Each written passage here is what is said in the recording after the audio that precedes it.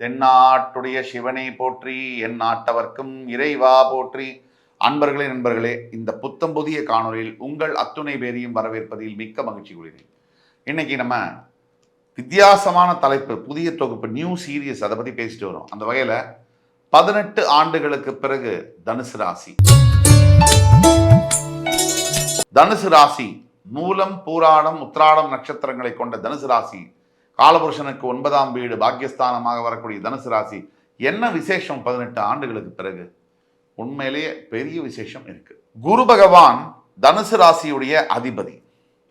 இந்த தனுசு ராசியில மட்டும்தான் 2 வீடு குரு பகவானுக்கு இருந்தாலும், அதாவது மீனம் தனுசு 2 இருந்தாலும், தனுசுல தான் குரு பகவான் மூல திரிகோண ஸ்தானம் அடைகிறார், அதீத பலம் பெறுகிறார் குரு பகவான். அந்த மாதிரி குரு பகவானுடைய ராசி, உங்கள் ராசிநாதன் குரு பகவான் உலகத்துக்கே 12 ராசிக்குமே குரு பார்வை வந்துடாதான்னு இயங்கக்கூடிய ஒரு விஷயம்.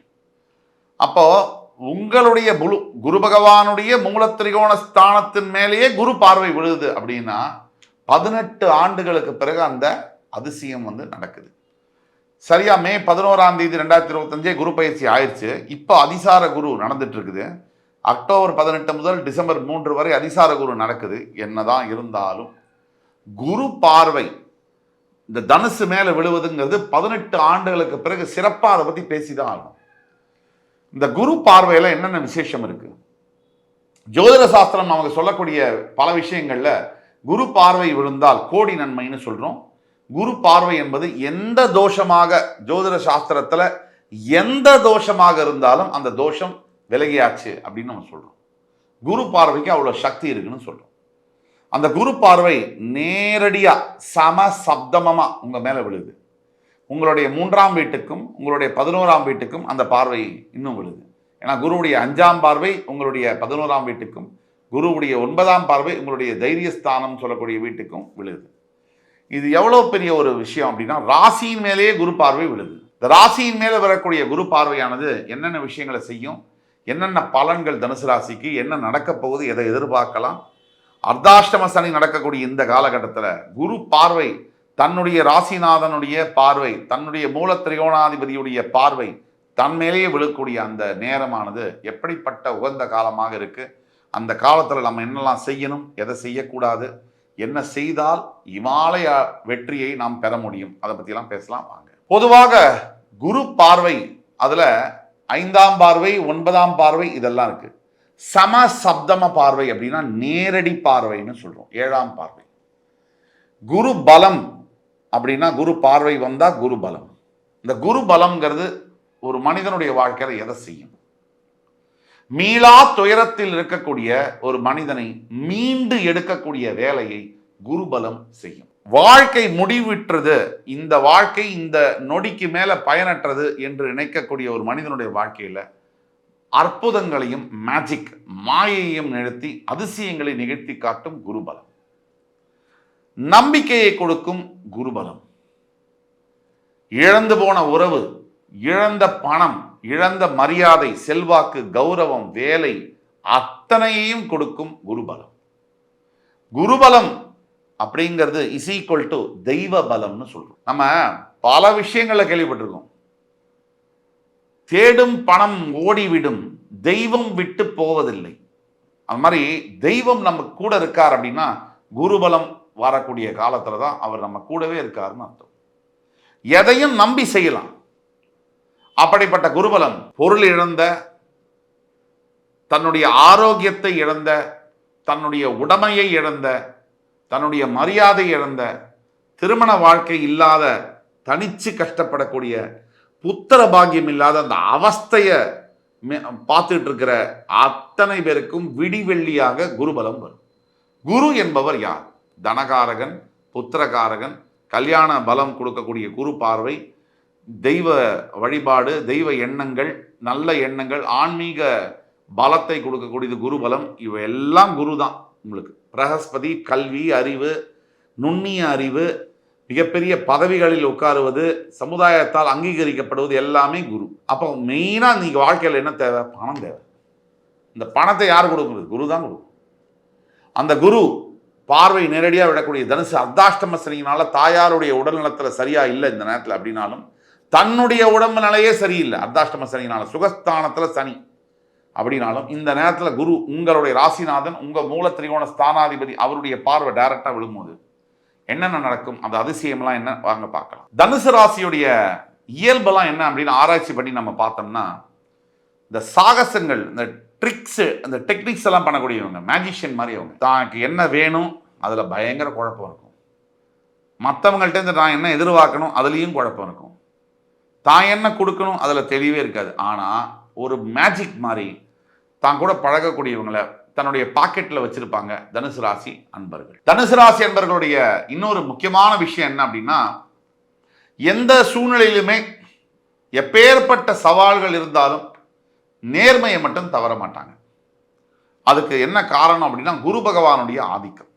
ஒரு உதாரணத்துக்கு, தனுசு ராசியுடைய நண்பருக்கு தனுசு ராசிக்காரர் ஒரு கடன் கொடுக்குறாரு, ஒரு 2 கோடி ரூபாய் கடன் கொடுக்குறாரு. அந்த நண்பர் திருப்பி கொடுக்கலன்னா தனுசு ராசிக்காரர் அப்போ கூட தனக்கு ஒரு பாதிப்பு வந்து தான் வீடு ஜப்தி பண்ணுற அளவுக்கு போனாலும் நண்பர்கிட்ட போய் தொந்தரவு பண்ண மாட்டார். இது தனுசு ராசியுடைய இயல்பு. மேபி இதை தெரிஞ்சே தனுசு ராசிக்காரங்களோட பண பரிவர்த்தனை பல பேர் செய்வாங்க. தனுசு ராசிக்காரங்களுக்கு நேர்மைக்கு அளவே கிடையாது.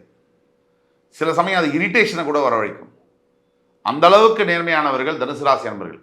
நேர்மையாக இருக்கிறது தப்பில்லை, நல்லவனாக இருக்கிறது தப்பில்லை, ரொம்ப நல்லவனாக இருக்கவே கூடாது. தனுசு ராசிக்காரர்களை சுதந்திரமாக இருக்கணும். அவங்களுக்கு யாரும் எதுவும் சொல்லிடக்கூடாது.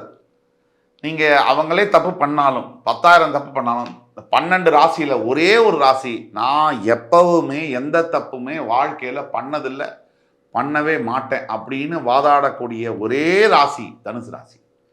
அப்படி பச்சையாக தப்பு பண்ணாலும் ஒத்துக்கவே மாட்டாங்க தனுசு ராசி அன்பர்கள். டிஃபென்சிவ் ஆகிடுவாங்க. இது தனுசு ராசியுடைய இயல்பு.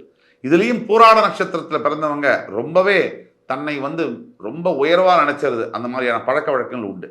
இதில் பூராடம் உத்திராடம் நட்சத்திரத்தில் பிறந்தவங்க மற்றவங்களை வந்து உயர்வில்லாமல் நினைக்கக்கூடிய மனப்பான்மையும் அவர்களுக்கு இருக்கும். இந்த குருவுடைய பார்வை உங்களுடைய 11ஆம் வீடு லாபஸ்தானத்தில் விழுவதனால இதுவரை இல்லாத அளவிற்கு தனுசுக்கு வந்து பணம் பரிவர்த்தனை, பணம் சம்பந்தப்பட்ட விஷயங்கள் அதிகரிக்கும், பண வரவு அதிகரிக்கும். ஒட்டுமொத்தத்திலே பொருளாதார நிலைமை அப்படிங்கிறது இருக்கும். அதாவது என்னோட ஸ்டாண்டர்ட் ஆஃப் லிவிங் வந்து மாதம் வந்து 60,000 1 லட்சம் சம்பாதிக்கிறேன், எனக்கு 3 லட்சம் 4 லட்சம் அளவுக்கு உயர்வு கிடைக்கக்கூடிய காலம் தான் இந்த காலம்.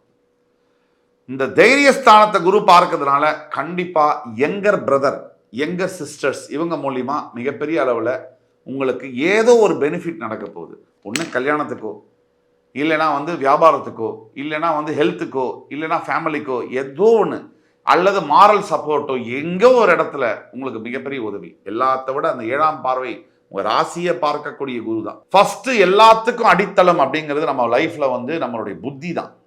நம்மளுடைய புத்தி மட்டும் சரியா இயங்குனா நம்மளை எந்த பிரச்சனையும் எதுவும் செய்ய முடியாது. இதை புரிஞ்சவங்க புரிஞ்சுக்கோங்க, புரிஞ்சாதவங்க புரிஞ்சவங்கள்ட்ட கேட்டு தெரிஞ்சுக்கோங்க. இந்த புத்தியை சரியா இயக்கக்கூடியது யார் அப்படின்னா, தெளிவில்லாத எண்ணங்கள் வரும்போது புத்தி இயங்காது. தெளிவான எண்ணங்கள் வரணும் அப்படின்னா குரு பலம் வந்து வேணும். விநாச காலே விபரீத புத்தின்னு நம்ம சொல்றோம்.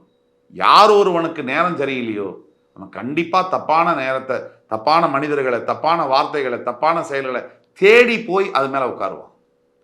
யார் உனக்கு நல்லா இருக்க நேரம் அப்படின்னு நம்ம சொல்கிறோமோ, இவனே தப்பு பண்ண போனாலும் அங்கே தெய்வம் தடுத்து அவனை காப்பாற்றி கூட்டிகிட்டு வந்துடுவார். இதுதான் நேரம். தனுசு ராசியை பொறுத்த வரைக்கும் இந்த காலகட்டங்களில் நீங்கள் செய்ய வேண்டிய 5 விஷயத்தை சொல்கிறேன். உங்களுக்கு கடினமான சூழ்நிலைகள் உங்கள் தனிப்பட்ட வாழ்க்கையில் இருக்கா அப்படின்னா, உங்கள் பிறப்பு ஜாதகத்தில் உள்ள பிரச்சனை மூலியமாக தான். குரு பயிற்சி ஒட்டுமொத்த தனுசு ராசிக்கு 65% 75% நல்லது தான் செய்யும். உங்களுக்கு அதையும் மீறி பிரச்சனை இருக்குன்னா கீழே கொடுக்கப்பட்டுள்ள வாட்ஸ்அப் நம்பர் எங்களை தொடர்பு கொள்ளுங்க. ஃபர்ஸ்ட் பாயிண்ட், கடினமான சூழ்நிலையில் காமாக இருங்க. எப்போ நமக்கு வாழ்க்கையில் கடினமான சூழ்நிலைகள் வருதோ அப்போ தான் நம்ம ஸ்டே காம், மைண்டை வந்து காமாக வச்சுக்கணும், பேலன்ஸ்டாக வச்சுக்கணும். அப்போ தான் நம்ம லைஃப்பை நம்ம ஹேண்டில் பண்ண முடியும். எப்போவுமே 2வது விஷயம் புரிஞ்சுக்குங்க, உங்களோட மைண்டு தான் உங்களுடைய மிகப்பெரிய ஃப்ரெண்டு, மிகப்பெரிய எதிரி. 2மே உங்களுடைய மைண்டு தான். அதை கண்ட்ரோல் பண்ண நினைக்காதீங்க, அதை மானிட்டர் பண்ணுங்க, அதை வந்து அப்சர்வ் பண்ணுங்க. இந்த மைண்ட் என்னெல்லாம் சொல்லுதுன்னு உங்களை யாராலையும் எந்த சூழ்நிலையாலையும் உங்களை ஷேக் பண்ணவே முடியாது, உங்களை அசைக்கவே முடியாது. உங்கள் மைண்டு புத்தி தான் நீங்கள் உங்களை புத்தியை புரிஞ்சுக்கிட்டீங்கன்னா, உங்களை நீங்கள் யாரும் தெரிஞ்சுக்கிட்டீங்கன்னா, எந்த பிரச்சனையும் உங்களை எதுவுமே செய்ய முடியாது. இது ரெண்டாவது. எப்பவுமே பெரிய பிரச்சனைகள் வாழ்க்கையில் வரும்போது அதை ரொம்ப எதிர்த்து போராடுறது, அதை பண்ணுறது, இதை பண்ணுறது, இதெல்லாம் பண்ணாதீங்க. உங்கள் கடமையை மட்டும் செஞ்சுட்டு பலனை விட்டுடுங்க. எப்பவுமே கோ வித் த வேவ்னு சொல்லுவாங்க. வாழ்க்கையில் மாறி மாறி இன்பமும் துன்பமும் இரவும் பகலும் மழையும் வெயிலும் மாறி மாறி வந்துட்டே இருக்கும். அப்படியே போனீங்கன்னா, அதோடையே பயணிச்சிங்கன்னா ஒரு ஸ்டேஜில் உங்களுக்கு நிம்மதி கிடைக்கும். நீங்கள் பிரச்சனையை எதிர்க்க பிரச்சனைகள் இன்னும் பெருசாகும். இதை ஞாபகத்தில் வச்சுக்கோங்க. ரொம்ப முக்கியமான 4வது பாயிண்ட், எந்த ஒரு விஷயத்தை நீங்கள் செய்தாலும் அதுலேருந்து என்ன நடக்க போகுது அதை நினச்சே பார்க்காதீங்க. எப்போ நீங்கள் ரொம்ப யோசிக்கிறீங்களோ, ஓவர் திங்க் பண்ணுறதுன்னு சொல்லுவாங்க. இதை செஞ்சால் இது நடக்குமா, இதை செஞ்சால் அது நடக்குமா, அதை செஞ்சால் இது நடக்குமா, இதை பண்ணிங்கன்னா உங்களுக்கு ரிசல்ட் சரியாக வர்றதுக்கான வாய்ப்புகள் குறைவு. உங்களுடைய வேலையை செய்யுங்க. Detach your self from outcome. என்ன வேணால் ரிசல்ட் வரட்டும், அதை பற்றி கவலைப்படாதீங்க. அப்படி இருந்தால் எதுவும் உங்களை பாதிக்காது. அதுக்காக சொல்கிறது. எது நடந்தாலும் அது நடந்துட்டோம். நீங்கள் நினச்சிட்டு இருக்கீங்களா உங்களால் கண்ட்ரோல் பண்ண முடியும்னு? நீங்கள் நினைக்கிறீங்க ஒருவேளை நான் எல்லாம் கண்ட்ரோல் பண்ணிடுவேன், இதெல்லாம் நான் மாற்றிடுவேன் அப்படின்னு நினச்சிங்கன்னா, நம்ம விட ஒரு என்ன சொல்கிறது பைத்தியம் உலகத்தில் இருக்க முடியாது. நாம் நம்ம வேலையை மட்டும்தான் செய்ய முடியும். அந்த வேலையிலேருந்து வர்றது என்ன ரிசல்ட் அப்படிங்கிறது என்றைக்குமே நம்ம கையில் இருந்ததே கிடையாது, இனிமேலும் இருக்காது. அதனால் கடவுள் மேலே பாரத்தை போட்டு உங்களை யார் யார் அவமானப்படுத்துகிறாங்களோ, யார் யார் அசிங்கப்படுத்துகிறாங்களோ வெயிட் பண்ணுங்கள். நீங்கள் ஒரு தண்டனை கொடுத்தா அது தண்டனை சின்னதாக இருக்கும், கடவுள் கொடுத்தா அது தண்டனை ரொம்ப பெருசாக இருக்கும்.